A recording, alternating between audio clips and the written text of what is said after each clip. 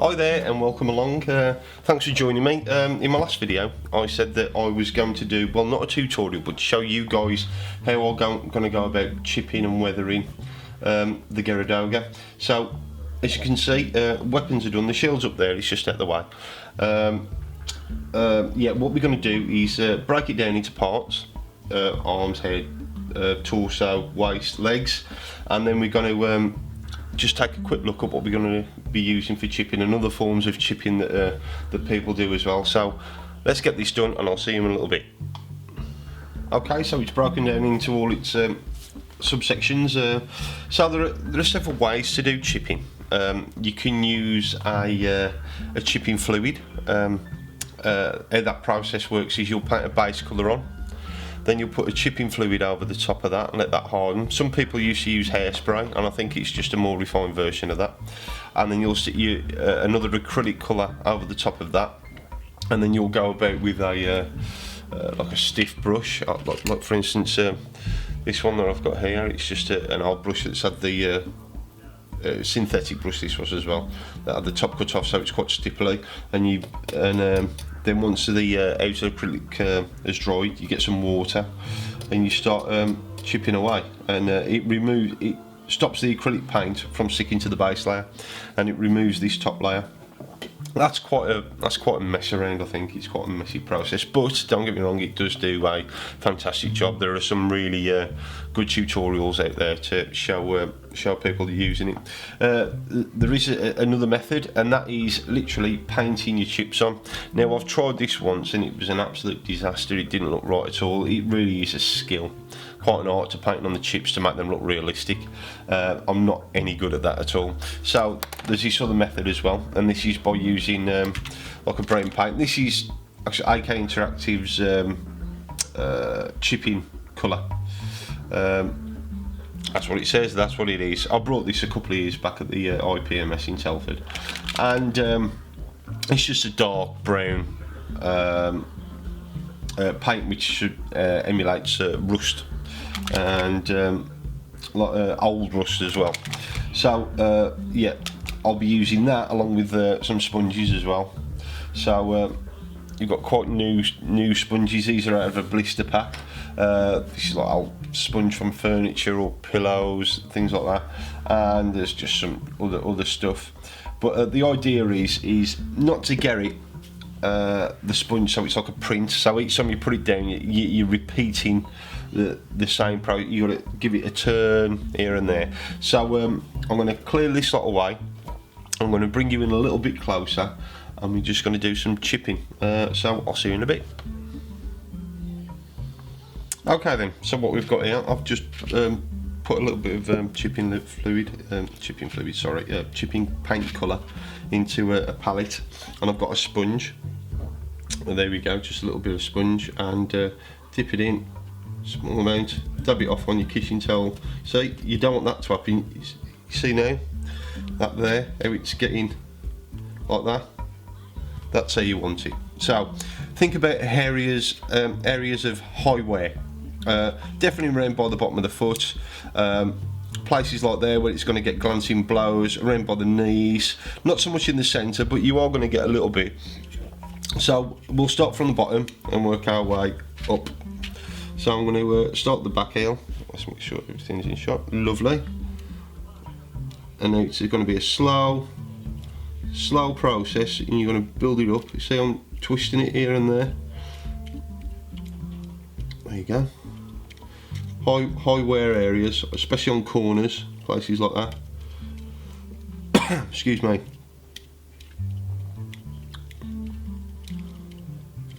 On the top there. And you can see already. Let's see if we can. Let's get some focus. Sorry guys, just over there. 2 secs. There you go. See on the back heel there. So bring it a little bit more. Sorry. There you go. So already it's made a bit of difference. It's made the paintwork look chipped and worn. So I'll do a bit more now, and I think I'll speed up the film, and then when we come back, I'll show you the entire mobile suit all done. So I'll see you in a bit.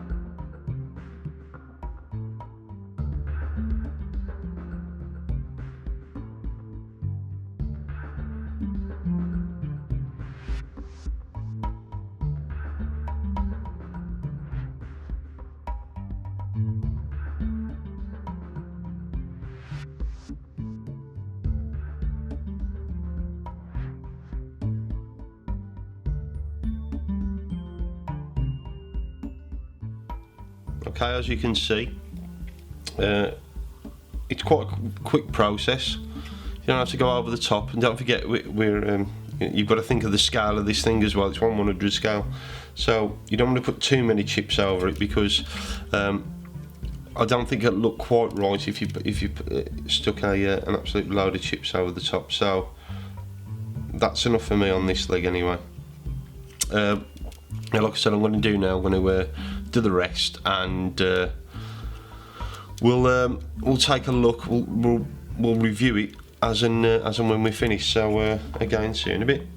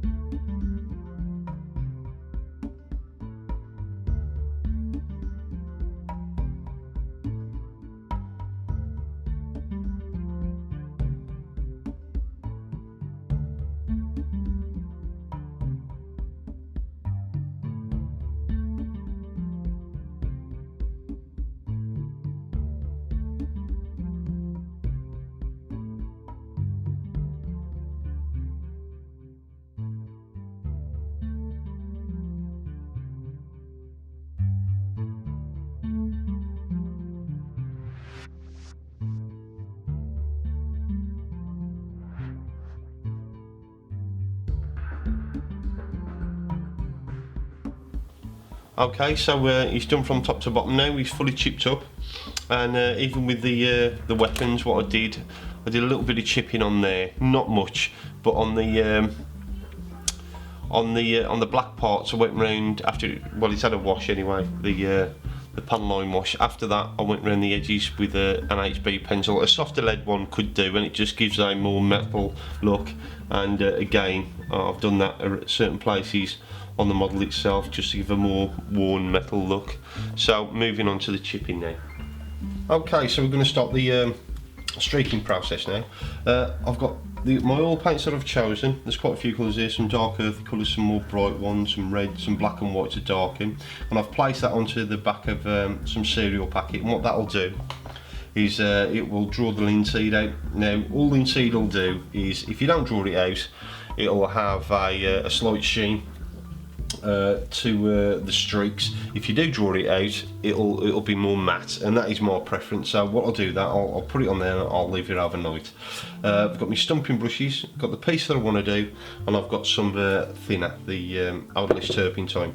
Now I'm going to grab myself a cocktail stick and I'm going to start the process. Now remember, when you're doing it in sections, that the streaking has to be uniform from top to bottom. Well, I say uniform. It's done in two stages. What I like to do is a first initial fading of the paint, and then secondly, once the first layer of oil has had a chance to dry overnight, is come in and pick out areas where I want a much defined darker streak from the chips themselves. So yeah, what I'm going to do then is just start by getting some dark tones, some mid muted tones, and it's literally just dots, very small dots. What'll happen is you'll do it to start off with, and it looks very muddy, like, and you think to yourself, oh, I've ruined the model, but you haven't. Just remember that when you do start dragging and streaking, that you must cover the entire part with the thinner, otherwise you get a big tide mark all over the model. So it has to be uniform. Right, done some of that there. That's all it takes, just a few bits. And I'm going to get some this green here. It's quite vibrant, but again, just a few dots here and there. And the back as well. But it doesn't take much at all. Don't forget, this is just the first layer, the first stage of quite a bit there. The first stage of your fading process. When you start this off, it, like I said, it will look muddy and it won't look right, but it'll all come good in the end. Okay. Now some. I tend to save these darker and rusty looking tones for the final, but it's these ones. You can even chuck in a little bit of blue here and there.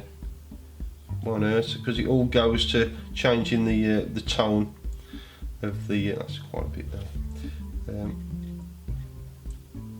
Changing the tone of the paintwork. I think that a few bits of white here and there as well, just to lighten things up. Okie doke. So let's move that out of the way. And we're going to. Do apologise, move the camera there because I'm high up. I've moved the camera if you haven't noticed. I might just do a little refocus. Excuse me. Thank you. Right, now we're right in the centre there as much as I can. We're going to get a wide stumping brush to start off with. We're going to moisten it in the thinner, take the excess off, and this is all we're going to do is start streaking down.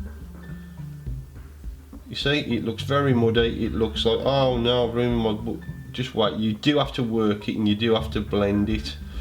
You do have to work it and blend it. So, just get those initial passes on done first, and this will sort of act like a wash and a filter as well.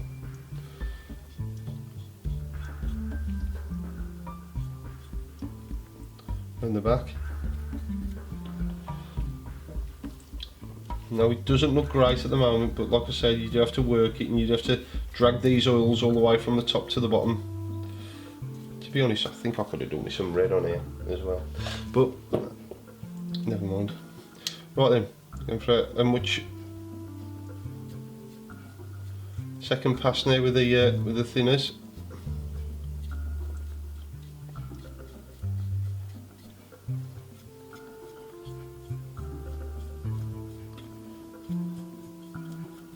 Like I said, you've got to cover all the paintwork with the thinner, because otherwise you'll just end up with a tide mark.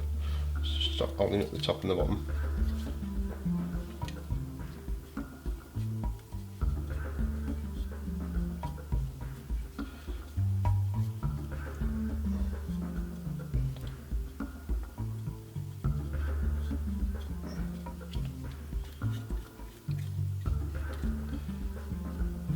There you go, it's starting to come good now.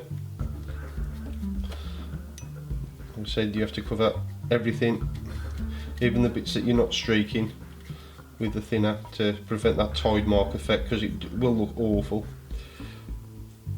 Right then, I don't know how well you can see that on camera. It's still quite shiny from the thinner, but you'll get a much better look at it later on when it's all dry.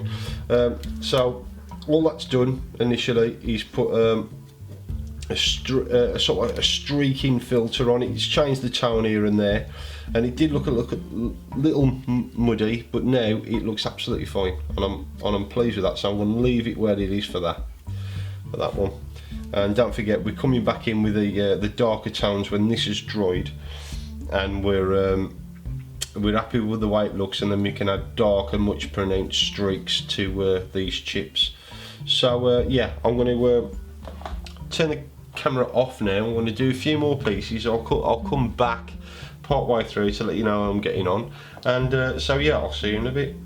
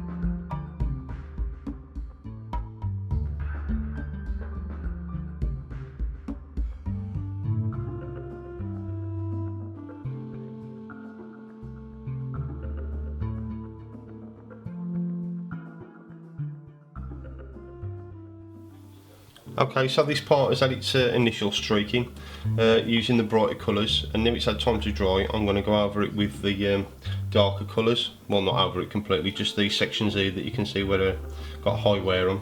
So we'll use like burnt umber, like grease staining, and there's a little bit of light rust there as well. So you just get a cocktail stick, dab it on, dab it on, dab it on here and there. Don't do too many at a time because you might forget where you've done them. And then just get your thinner and make sure it's not too wet, and then just drag down.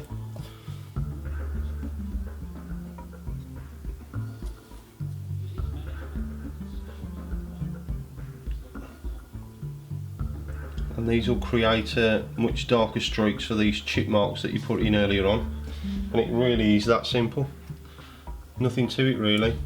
I'll put a bit more darker because that was a bit light. I'll use some of this engine oil grease on the corners, on the undersides of these, whatever these are.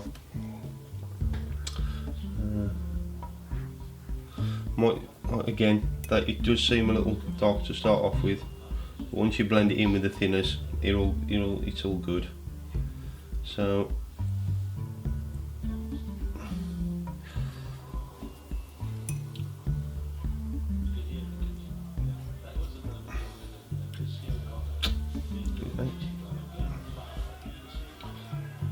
just get me centered.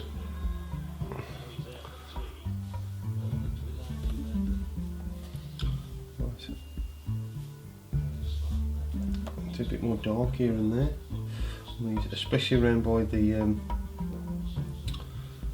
dry transfer, which I messed up. So we can get that to look a bit more worn, which it does pretty much straight away. Don't forget, blend it in with the thinner. Brilliant. Okay.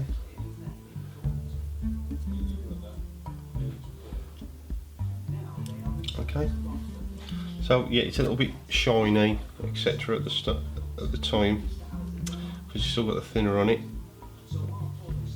but give that a few minutes just to the thinner to evaporate, and you'll see what effects it's had. So as you can see, I've done the body and I've done the legs. So I've got the arms and the shoulder pauldrons left to do, and after that I'll assemble it and we'll just have a chat about it.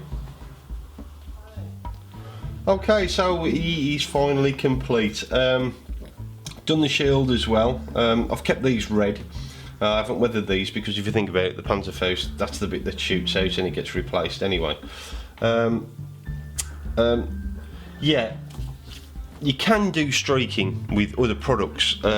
You've got the AK Interactive enamels, and they're good and they do what they say, but I don't think they allow you to blend as well as the oils. You see, you have to paint it on, wait for it to dry, and then stump it down. But with the oil, you put it on and you can move it around, you can blend it in with the other colours. So let me see if I can't get you in a little closer.